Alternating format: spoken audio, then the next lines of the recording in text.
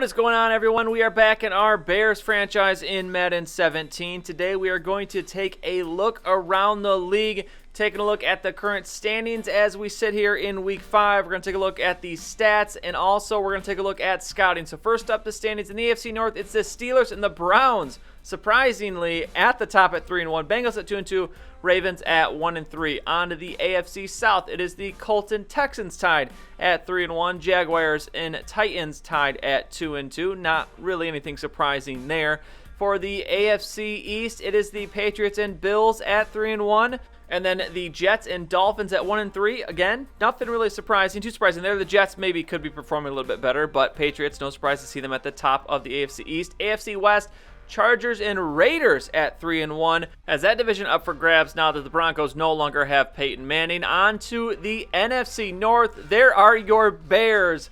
I have no idea how we are in first place, but we are. Packers had a bye last week, so they're 1-2. And then the Vikings and the Lions lost. They are at 1-3. Don't know how long we're going to be able to hold on to that divisional lead, but hey, it's nice being there while we're here. NFC South, the Panthers are 3-1. Falcons and Buccaneers are 2-2. And the Saints bringing up the rear at 1-3. Looks like the Panthers are on a 3-game winning streak. Saints have lost 2 in a row. For the NFC East, it's the Eagles, a perfect 3-0. Giants at 2-2. Cowboys at 2-2. And the Redskins at 1-3. The interesting thing to note about the Eagles is Sam Bradford is still on this team in this franchise, so he has led them to an undefeated start. And then the NFC West, it's the Seahawks at 1-3, and then the Cardinals, Rams, and 49ers all at 1-3. I'm surprised to see the Cardinals at 1-3. They have lost 3 games in a row. Same thing for the 49ers, but huge gap there between the Cardinals and 49ers. So surprised to see that. But there is your look at the standings. Now let's look at some stats. Jay Cutler, 1,100 yards passing, 5 touchdowns, 4 interceptions. He had a good start to the year, but it's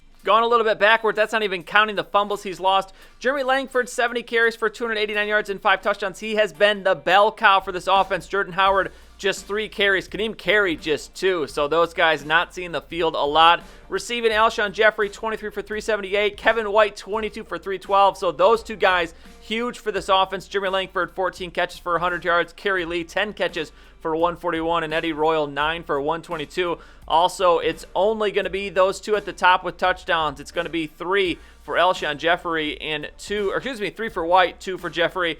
Then on defense, Danny Trevathan leads the team with 36 tackles. Tony Lippett, who we traded for, has 31. Kyle Fuller with 27.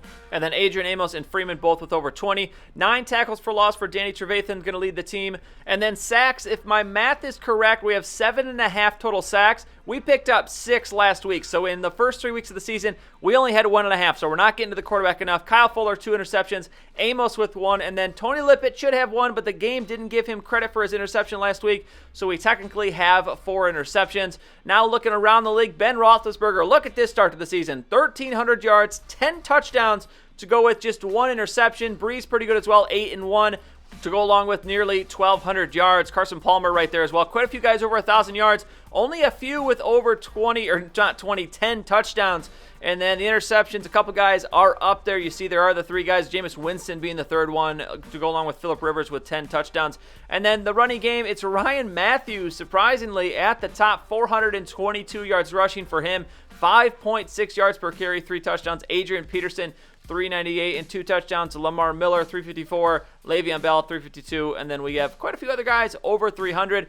Deion Lewis is going to lead the league with 6 touchdowns. Eddie Lacy with 5. There's Jeremy Langford right there, tied for second with 5 as well. LeGarrette Blount with 4. And then it's going to be broken tackles, and we're going to find Langford second on this list as well. He's been doing a pretty good job running the ball, and it shows there in those stats compared to the league. Receiving, it's Martavis Bryant and Antonio Brown. Probably a big reason Ben Roethlisberger's playing so well, as he's got 424 yards to lead the league. Fitzgerald with 406. The only 2 guys over 400 yards. There's Alshon Jeffrey with 378, and just a little bit ways down. There's Corey Fuller. He had a big game last week against us, and then a little bit ways down. Kevin White there with 312, right in between Cecil Shorts and Hardy.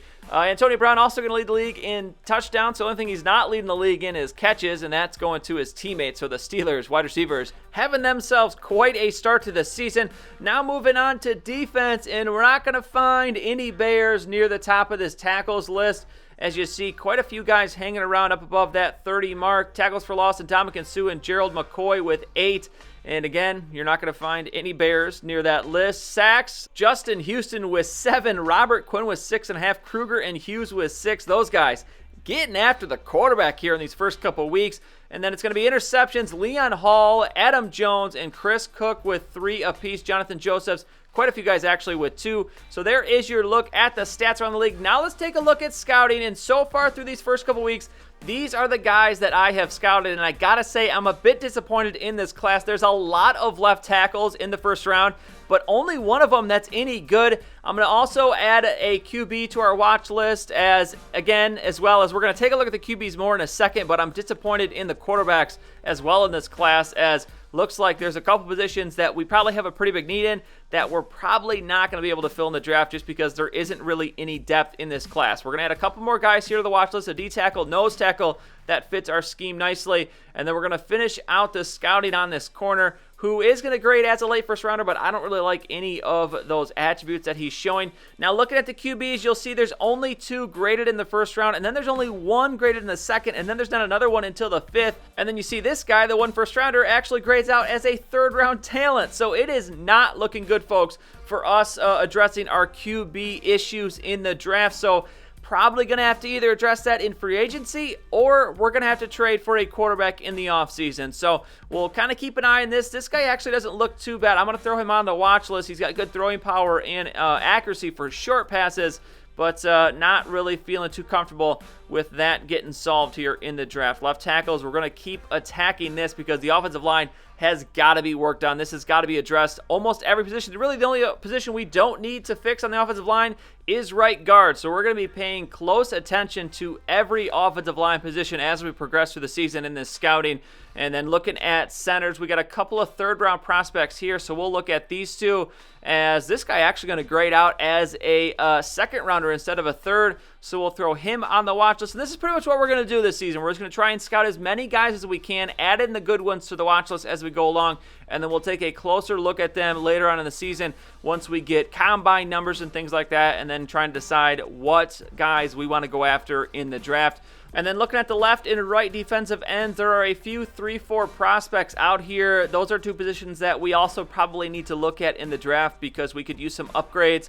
Nose tackle, D tackle isn't necessarily a position we need to upgrade because we have a pretty good D tackle. But as always, we're going to keep our eyes peeled because we really could use some depth at that position. And then cornerback, obviously one that we would like to address more in the draft if we can. And there are a handful of first-round prospects, but their attributes not really blowing me away. There are a lot of corners, though, so we're going to look at quite a few of those to try and find some diamonds if we can. And then free safety, strong safety, another couple positions as the secondary as a whole really needs to be upgraded. So I'll kind of go through every few weeks as we do these, giving you an update on what I'm able to find, and then we'll just kind of progress through there through the season. Now, finally, the last thing we look at is the league news, and what I'm seeing here is a lot of guys getting re-signed, and this is worrying me a little bit because I'm afraid once we get to free agency, there's not going to be any real top-flight talent in free agency. As you see, Kirk Cousins, one of the quarterbacks maybe we could have looked at, he's re-signing with the Redskins, so not sure what we're going to do with the quarterback position. I hope there's at least a halfway decent quarterback available in free agency, or else we might be stuck with Jay Cutler,